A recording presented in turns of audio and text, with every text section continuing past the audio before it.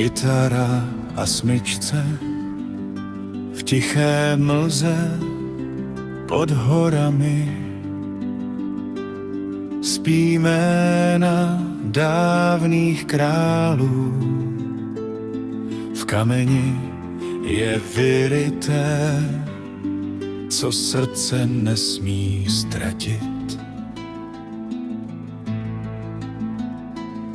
Na stezce, kde vítr šepotá, běž dál, mám jen šrám a starou mapu skal. V očích oheň, v dlaních chladnou sůl. Kdo zvedne prapor, když se zlomí hůl? Tam, kde krev se mísí s deštěm, povídá se, že se rodí vděk i hněv. Každý krok mě váže k příběhům, co šeptá země trávou pod mečem. Zpívej, zpívej píseň mezi světy, ať zní tvůj hlas přes prastaré hřbety. Od stínu k branám, k svítání, v srdci se rodí mé poslání.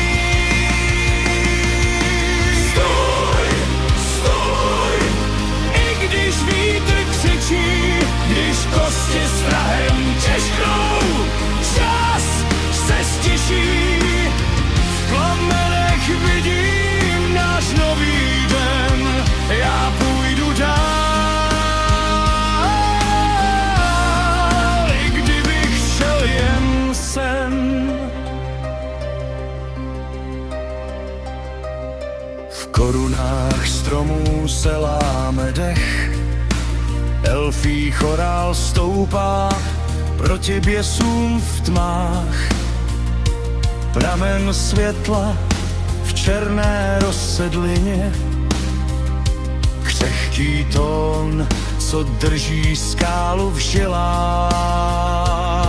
Když stíny sáhnou po mém jménu, orchestr bouří pod tou němou scénou. Z hlubin zní slib, zdej se, padni k nám. Já však vím, že patřím hvězdám, horám, ranám. Zpívej, zpívej píseň mezi světy, ať zní tvůj hlas přes prastaré hřbety. Od stínu k branám, k svítání,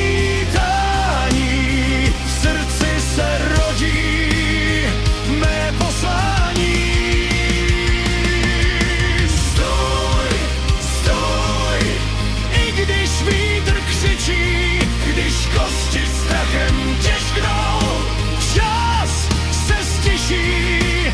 V plamenech vidím náš nový den, já půjdu dál, i kdybych šel jen sen. Pak poslední tichý hlas, půjdu dál. Přes legendy, co sráží strach, z prachu vstanem, až se zlomí prach. A mezi hvězdy vstoupí náš nebeský prach.